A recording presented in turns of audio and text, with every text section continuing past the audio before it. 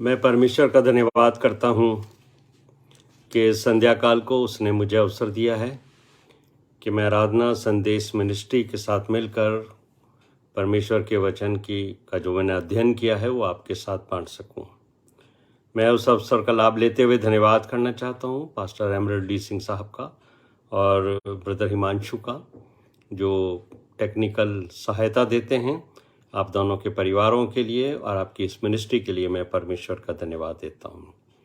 आज हम genesis chapter 31 उत्पत्ति के 31वें अध्याय का अध्ययन करेंगे।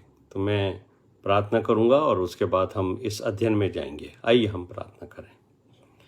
हमारे जीवित महान और अत्यंत दयालु स्वर्ग पिता, आपका धन्यवाद देते मेरे परमेश्वर कि आपने ये अवसर दिया है कि हम आराधना संदेश मिनिस्ट्री के साथ मिलकर बाइबल अध्ययन में हैं और आज इस संध्या काल में हम उत्पत्ति के 31वें अध्याय को पढ़ना और उससे बहुत कुछ सीखना चाहते हैं।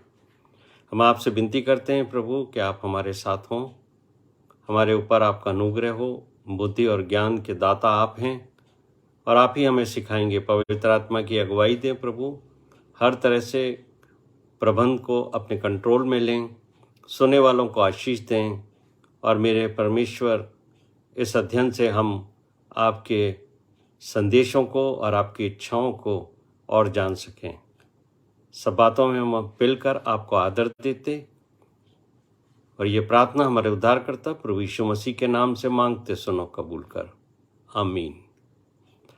मेरे साथ आप निकालिए उत्पत्ति का 31वां अध्याय और हम इस 31वें अध्याय को थोड़ा सा पढ़ेंगे और उसके बाद फिर हम इसके ऊपर चर्चा करेंगे। उत्पत्ति का 31वां अध्याय। यहाँ याकूब का लाबान के पास से भागना। पिछले अध्यायों में हमने इस बात को देखा था कि किस तरीके से याकूब और लाबान के बीच के अंदर पारिवारिक संबंध तो थे ही, क्योंकि लाबान याकूब का मामा था। और जब रिबका ने अपने बेटे याकूब को अपने भाई के घर पे भेजा था तो उसके पिता इसहाक ने और उसकी माँ रिबका ने उसको ये सलाह दी थी कि तू अपने मामा की ही किसी बेटी से विवाह कर लेना। और उन दिनों में ये आम था, इसलिए याकूब का मन भी वहाँ लगा। और आप जानते हैं पिछले अध्यायों में हमने देखा कि किस तरीके से याकूब वहाँ रहा और लाबान ने भी ये जान लिया कि ये मेरी बेटियों से स्नेह रखता है, इसलिए लाबान ने भी उसको अपनी एक बेटी से विवाह करने का उसको अवसर दिया। और याकूब ने भी लाबान से कहा कि मैं तेरी छोटी बेटी राहेल के लिए मैं 7 वर्ष तेरी सेवा करूँगा। लेकिन उसके बाद आप जानते हैं कि जब वो विवाह का समय आया तो लाबान ने बड़े ही चुपके से अपनी बेटी लिया के साथ उसका विवाह करा दिया। और जब लिया के साथ उसका विवाह हुआ और जब उसको याकूब को मालूम हुआ कि ये मेरे साथ कुछ धोखा किया गया है, मैंने जो 7 वर्ष सेवा की है वो लिया के लिए नहीं पर राहेल के लिए की थी। तो लाबान ने उसको एक बात कह दी कि ठीक है, हमारा तो कस्टम ये है कि हम पहले बड़ी बेटी का विवाह करते हैं, उसके बाद हम छोटी का विवाह करते हैं। तो अगर तू चाहता है कि राहेल से विवाह करे तो तुझे 7 वर्ष और मेरी सेवा करनी पड़ेगी। तो याकूब मान गया और फिर 7 वर्ष उसने और सेवा की। और जब 14 वर्ष हो गए और दोनों पत्नियों से, पिछले दिनों हमने इन अध्याय में पढ़ा था कि उसको बहुत सारे बाल बच्चे हो गए।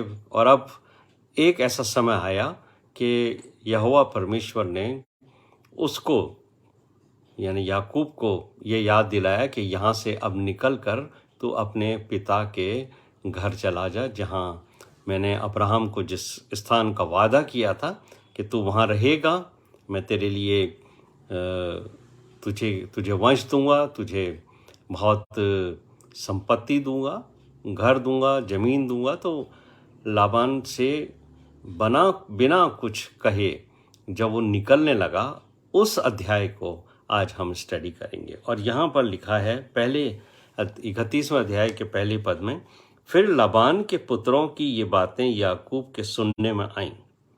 याकूब ने हमारे पिता का सब कुछ छीन लिया है और हमारे पिता के धन के कारण उसकी ये प्रतिष्ठा है। और याकूब ने लाबान के मुख पर दृष्टि की और ताड़ लिया कि वह उसके प्रति पहले के समान नहीं है। तब यहोवा ने याकूब से कहा, अपने पितरों के देश और अपनी जन्मभूमि को लौट जा और मैं तेरे संग रहूंगा। तब याकूब ने राहेल और लिया को मैदान में अपनी भेड़ बकरियों के पास बुलाकर कहा, तुम्हारे पिता के मुख से मुझे जान पड़ता है कि वो मुझे पहले के समान अब नहीं देखता, पर मेरे पिता का परमेश्वर मेरे संग है। तुम भी जानती हो कि मैंने तुम्हारे पिता की सेवा शक्ति भर की है, फिर भी तुम्हारे पिता ने मुझसे छल करके मेरी मजदूरी को 10 बार बदल दिया, परंतु परमेश्वर ने उसको मेरी हानि करने नहीं दिया। जब उसने कहा, चित्ती वाले बच्चे तेरी मजदूरी ठहरेंगे, तो सब भेड़ बकरियां चित्ती वाले ही जनने लगीं। और जब उसने कहा कि धारी वाले बच्चे तेरी मजदूरी ठहरेंगे, तब सब भेड़ बकरियां धारी वाले जनने लगी। इस रीति से परमेश्वर ने तुम्हारे पिता के पशु लेकर मुझको दे दिए। भेड़ बकरियों के गाभिन होने के समय मैंने स्वप्न में क्या देखा कि जो बकरे बकरियों पर चढ़ रहे हैं वे धारी वाले, चित्ती वाले और धब्बे वाले हैं। तब परमेश्वर के दूत ने स्वप्न में मुझसे कहा, हे याकूब। मैंने कहा, क्या आज्ञा है? उसने कहा, आंखें उठाकर उन सब बकरों को जो बकरियों पर चढ़ रहे हैं देख कि वे धारी वाले, चित्ती वाले और धब्बे वाले हैं, क्योंकि जो कुछ लाबान तुझसे करता है वो मैंने देखा है। मैं उस बेतेल का परमेश्वर हूँ जहाँ तूने एक खंबे पर तेल डाल दिया था और मेरी मन्नत मानी थी। अब चल उस देश से निकलकर अपनी जन्मभूमि को लौट जा। तो यहाँ पर हम देखते हैं कि इस अध्याय के शुरुआत में ही जो बात मुझे और आपको देखने को मिली कि लाबान के जो ये पुत्र थे, जब उन्होंने देखा कि याकूब की संपत्ति तो बहुत बढ़ती जा रही है और हमारा जो पिता है उसकी संपत्ति में तो कोई वृद्धि नहीं हो रही है, क्योंकि वहाँ जो संपत्ति हुआ करती थी वो पशुओं से गिनी जाती थी। कितनी भेड़ है, कितने ऊंट हैं, कितने गधे हैं, कितनी बकरियां हैं। तो अब जब सारी बकरियां और भेड़ें जो हैं वो चित्ती वाले बच्चों को जन्म देने लगी, तो ये तो लाबान के और उसके बीच में यह समझौता हुआ था, याकूब के लाबान के बीच में, कि अगर चित्ती वाले बच्चे होंगे तो वो हमारे कहलाएंगे, याकूब के कहलाएंगे। तो अब जब चित्ती वाले ही बकरियों में भी बच्चे होने लगे और भेड़ों में भी होने लगे, तो सीधी सी बात है कि वो सारे याकूब के ठहरने लगे। तो धीरे धीरे याकूब के संपत्ति तो बढ़ने लगी, तो उसके जानवर, उसके पशु बढ़ने लगे और लाबान के जानवर और पशु कम होते चले गए।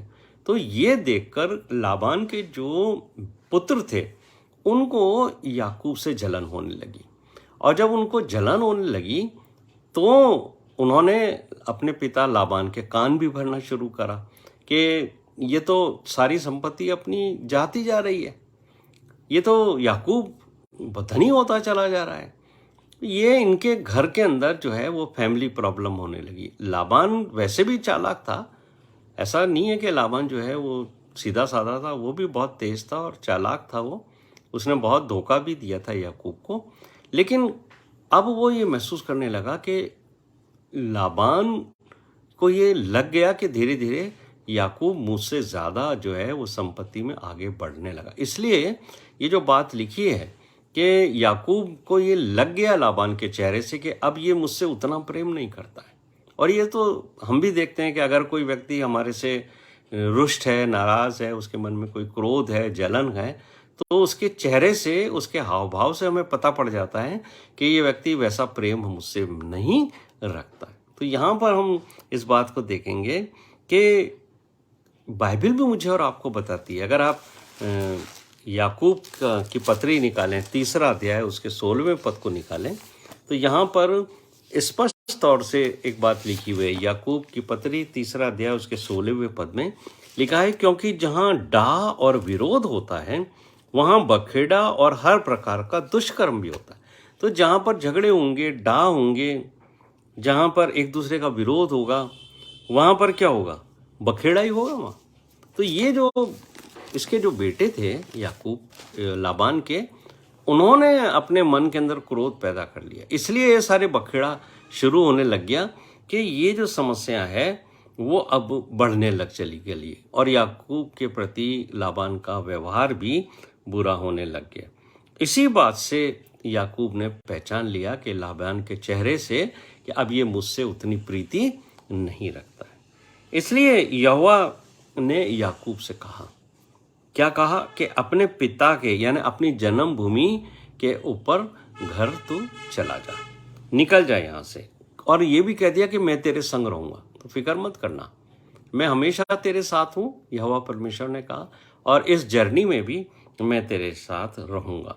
याकूब को ये बात परमेश्वर पहले भी कह सकते हैं। अगर आपने याकूब की पत्री जेनेसिस चैप्टर 30 उसका 25वां पद पढ़ा है, तो पहले भी एक बार परमेश्वर ने याकूब से कहा था कि तू अपने पिता के घर लौट जा। उस समय क्या हुआ था कि जब लाबान से याकूब ने कहा कि परमेश्वर मुझे कहता है कि मैं अपने पिता के घर लौट जाऊं, तो लाबान बड़ा इमोशनल हो गया और उसे कहने लगा, देख याकूब, तेरी वजह से ही तो मेरे इतना धन संपत्ति बढ़ रही है, मैंने जान लिया है।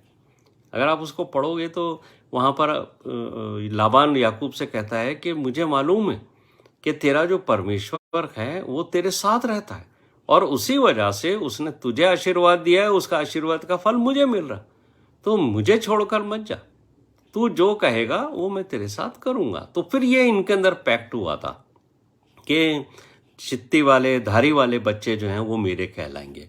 यहाँ से जब उसकी संपत्ति बढ़ने लगी तो करीब 6 वर्ष और रहा वो वहाँ पर। तो याकूब जो है वो करीब 20 वर्ष जो है लाबान के घर के अंदर रहा और उसने काम भी किया, धन संपत्ति भी बढ़ाई, मजदूरी भी ली। लेकिन लाबान बड़ा चालाक आदमी था, उसने कई बार जो है वो उसकी मजदूरी पलट दी, यानी 10 बार पलटी। ये कहाँ से पता पड़ता है? ये बाइबल में लिखा है। और ये बात याकूब ने अपनी पत्नियों से कहा। अब जब ये उसको मालूम हो गया कि याकूब जो है, लाबान जो है, वो याकूब को फील होने गया कि ये मेरे से अच्छा व्यवहार नहीं रखता है, तो याकूब क्योंकि परदेश में था तो उसको लगने लगा कहीं ऐसा ना हो कि ये मेरी संपत्ति छीन ले। इसलिए उसने अपनी पत्नियों को बुलाया, दोनों को बुलाया, राहेल को भी बुलाया और जो दूसरी पत्नी थी उसकी, उसको भी बुलाया। दोनों को बुला कर के, हाँ देख लिया और राहेल, तुम्हारा जो पिता है ना, आजकल वो मुझसे कुछ खफा है और देखो मैंने उसकी भरपूर सेवा की इतने साल, अब मेरी धन संपत्ति बढ़ गई है और तुम जानती हो कि तुम्हारे पिता ने मेरे साथ क्या क्या किया है। सारी बात उसने बड़े अच्छे से समझाई। अब पिछले अध्यायों में जो हमने स्टडी करी थी तो हमने देखा था कि राहेल में और लिया के अंदर कभी भी बनी नहीं, दोनों बहनों में। दोनों बहनें एक दूसरे के लिए कुछ ना कुछ मन में क्रोध रखती थीं, डाह रखती थीं और दोनों ये चाहती थीं, क्योंकि याकूब कॉमन हस्बैंड था, वो चाहती थी कि मेरा पति मेरे साथ तो रहे, पर राहेल चाहती थी कि वो लिया के साथ नहीं रहे और लिया जो है वो चाहती थी कि वो राहेल के साथ नहीं रहे। और जब याकूब को लिया पसंद नहीं आती थी तो परमेश्वर इस बात से नाराज़ हो गए। उन्होंने राहेल की जो है वो बच्चों की खुशी राहेल से छीन ली, उसके बच्चे होना ना रुक गए और जो हैं वो लिया के जो हैं वो बच्चे होने लगे। तो आप ये देखिए कि यहाँ पर हम एक बात देखते हैं कि दोनों बहनों में एक तरह से कहना चाहिए कि अदावत थी, मनमुटाव था। लेकिन यहाँ दोनों बहनें पहली बार एक बात पर सहमत हुई अपने पति से। उन्होंने कहा कि हाँ, अगर तेरा परमेश्वर तुम्हें कहता है कि यहाँ से निकलकर अपने देश में चले जाओ तो हम तुम्हारे साथ हैं और हम तेरे साथ चलेंगी, हम तैयार हैं। क्योंकि हम वो भी जानती थी कि उनका पिता किस तरीके का दुष्ट चरित्र रखता है और कैसे कैसे उसने उनके पति को धोखा दिया है। तो हम यहाँ पर पढ़ते हैं कि लाबान तो अपनी भेड़ बकरियों के ऊन कतरने के लिए गया था। अच्छा, फ़र्क क्या था कि लाबान जिस स्थान के ऊपर भेड़ बकरियों के साथ रहता था वहां से और याकूब जहां रहता था भेड़ बकरियों के साथ, वहां करीब 3 दिन का फासला था। उस जमाने में लोग पैदल चला करते थे, तो अगर किसी को किसी से मिलने जाना पड़ता था तो उसका जो डिस्टेंस काउंट किया जाता था वो दिन और रात के हिसाब से किया जाता। तो 3 दिन अगर आप चल कर लाबान मिलने मांगे याकूब से तो उसको 3 दिन चाहिए था। इस बात का फायदा इसने उठा लिया। किसने? याकूब ने। उसको जब ये मालूम हो गया कि लाबान जो है वो भेड़ बकरियों की ऊन कतरने को गया हुआ है, तो उसने एक बात सोची कि यही मौका है, यहाँ से अब निकल चलो। तो ये जो शब्द लिखा गया है बाइबल के अंदर कि याकूब भाग गया, वो दरअसल ये था कि उसने भी होशियारी करी। याकूब ने उसने कहा कि ऐसे तो मुझे जाने नहीं देगा और हो सकता है कि वो मुझे पकड़ ले, मेरे साथ हानि भी हो, क्योंकि ये तो मैं तो परदेश में हूँ। तो इसलिए वो चुपचाप से निकल गया। और जब हम ये देखते हैं कि याकूब को अच्छा लगा कि मैं चुपचाप से ही अपने ससुर को बिना बताए निकल जाऊं, क्योंकि ये तो परमेश्वर की आज्ञा थी। परमेश्वर ने उसको आज्ञा दी थी कि निकल जा, तो अब उसके लिए महत्वपूर्ण ये था कि वो परमेश्वर की आज्ञा को माने। तो याकूब की यात्रा बड़ी कठिन थी। कठिन इसलिए थी कि एक तो ये 482 किलोमीटर की यात्रा थी, यानी उस समय 300 मील इसको काउंट किया गया था। उस ज़माने में ट्रांसपोर्ट नहीं था। आज तो हमें 482 किलोमीटर या 30 माइल जो हैं वो कम लगते हैं, क्योंकि हम कार से, जहाज, हवाई जहाज से जाते हैं। उस ज़माने में ऊँट से यात्रा करते थे तो बहुत टाइम लगता था, तो लोग आना जाना इतनी दूर नहीं करते थे। लेकिन ये निकल पड़ा वहाँ से। इसने कहा कि निकल चलो। अब उसके मन में एक डर भी था, 2 डर थे उसके मन में। एक तो ये डर था कि लाबान को पता पड़ेगा तो वो मेरे पीछे आके मुझे पकड़ लेगा। दूसरा डर उसको ये था कि जो एसाव है मेरा भाई, जो मुझसे नाराज हो गया था, जिसकी वजह से मुझे वहां से भागना पड़ा, है ना। और क्यों आया था लाबान के पास याकूब? क्योंकि वो दाल का चक्कर हो गया था, और दाल जो है एसाव ने क्या नाम है याकूब से ले ली थी और पहलौठे का हक दे दिया था। उसकी वजह से जब वो पहलौठा बन गया था तो उसका पिता इसाक ने याकूब को ब्लेस कर दिया था, उसको आशीर्वाद दे दिया था।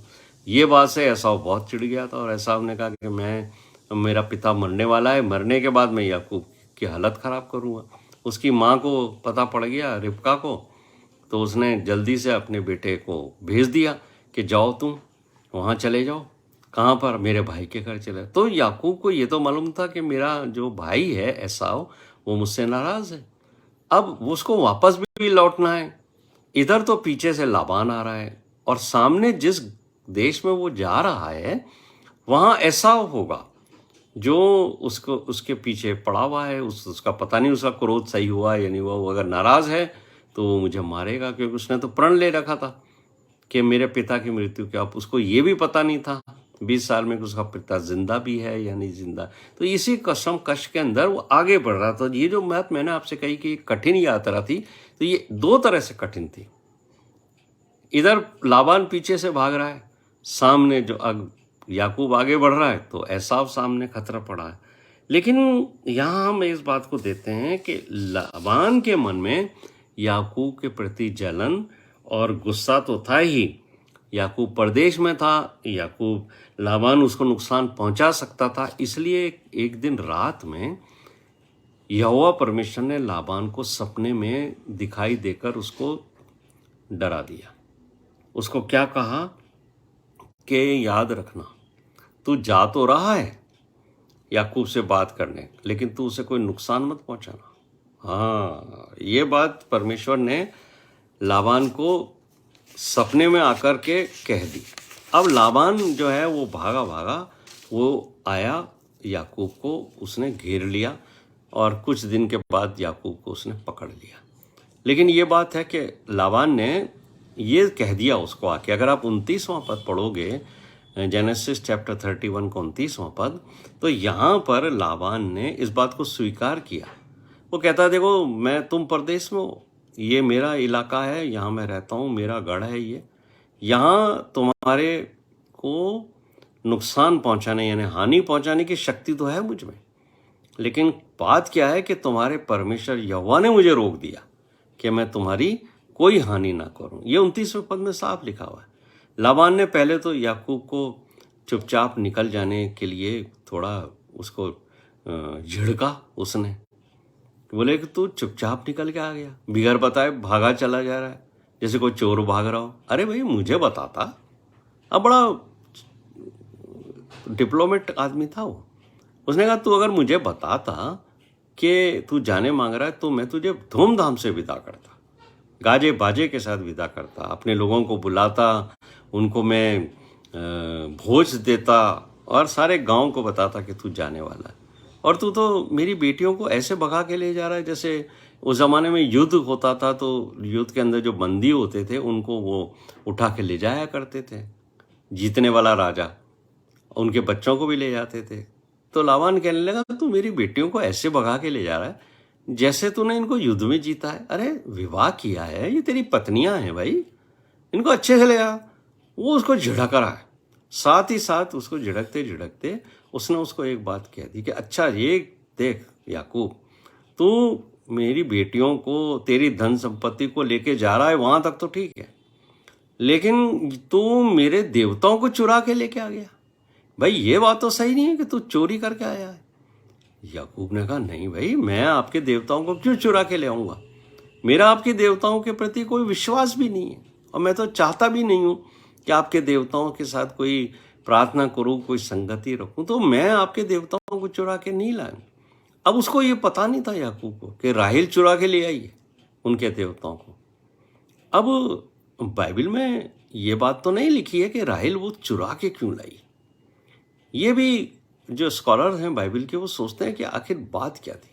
देखिए जो अब्राहम था, अब्राहम, इसहाक और याकूब जो हैं वो यहोवा परमेश्वर को मानते थे, लेकिन अब्राहम का जो पिता था और उसका भाई जो हारान था, ये जो लोग थे वो यहोवा परमेश्वर को नहीं मानते थे। यहोवा परमेश्वर के अलावा वो कोई और देवी देवताओं को माना करते थे।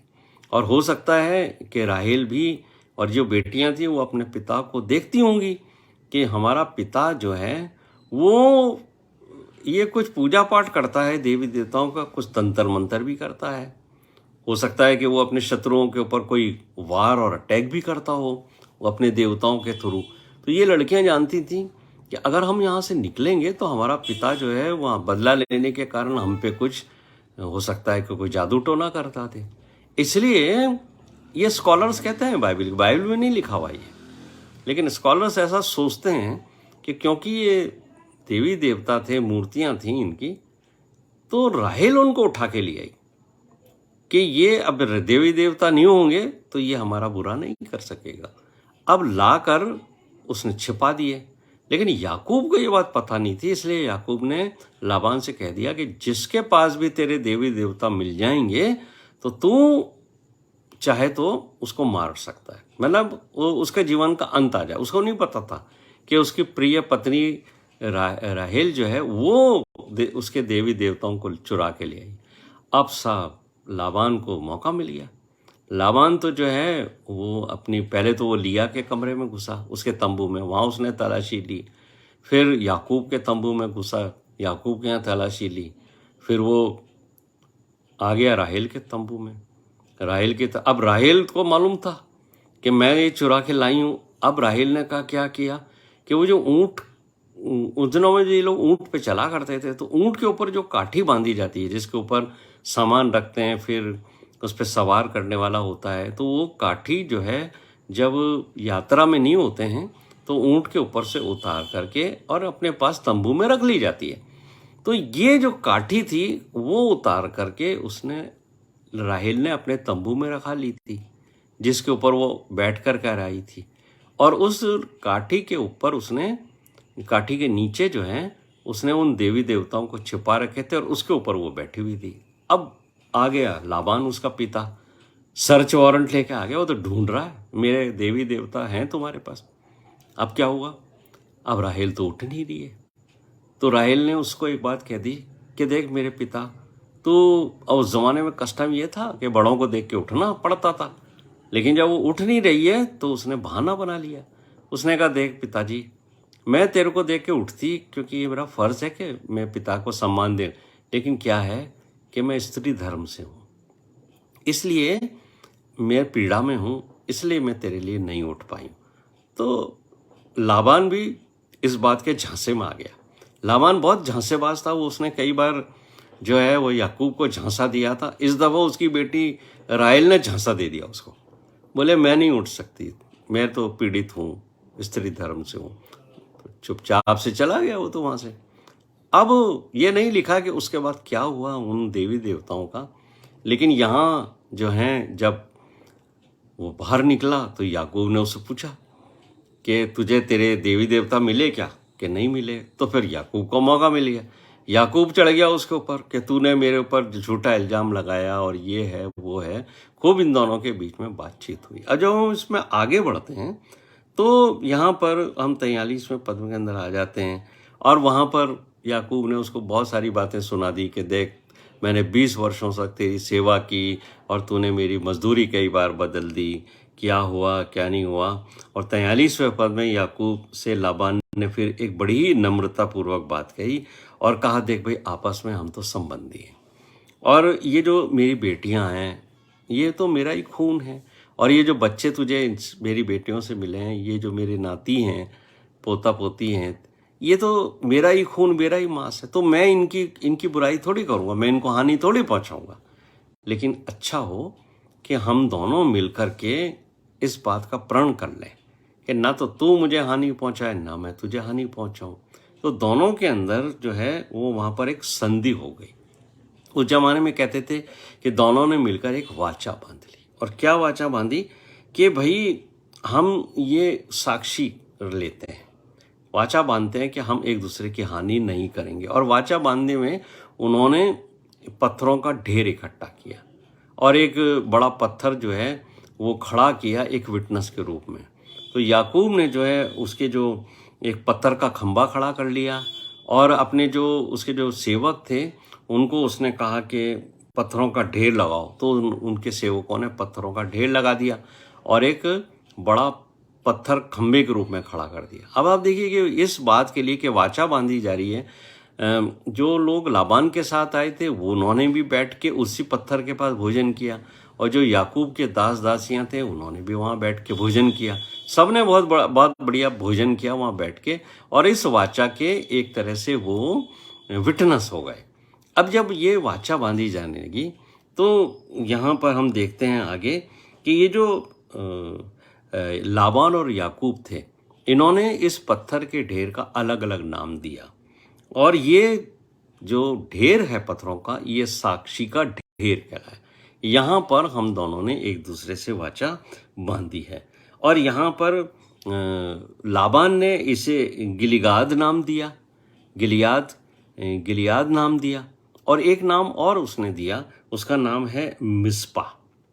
मिस्पा का मतलब होता है वॉच टावर, एक ऐसा स्थान जो एक दूसरे के ऊपर पूरी वॉच रखेगा। और यहाँ लाबान ने याकूब से कह दिया कि देख भाई, तू जा तो रहा है अपने पिता के घर में, लेकिन अगर तूने वहाँ जाने के बाद मेरी बेटियों के अलावा दूसरी लड़कियों से शादी कर ली, क्या पता तू मेरी बेटियों को छोड़ ले, या उस ज़माने में तो बहु प्रथा थी और भी लड़कियों से शादी कर लेते थे।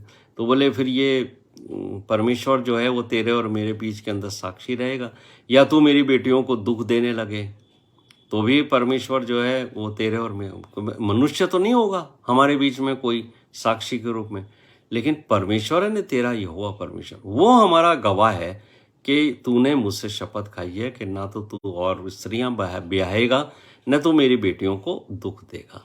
और उन्होंने एक बात का और वाचा बांधी कि ये जो मिस्पा है, ये जो शब्द है कि वॉच टावर है। क्या वॉच टावर है ये वॉच टावर ये है कि अगर तू दोबारा मुझसे मिलने के लिए आए खुशी खुशी तब तो कोई बात नहीं, प्रेम पूर्वक, लेकिन अगर तू मेरी हानि करने के लिए, मुझसे लड़ने के लिए, मुझसे युद्ध करने के लिए, मुझे सताने के लिए तू इस खंबे के इधर आएगा तो याद रखना फिर मैं तेरे विरुद्ध एक शत्रु का सा व्यवहार करूंगा।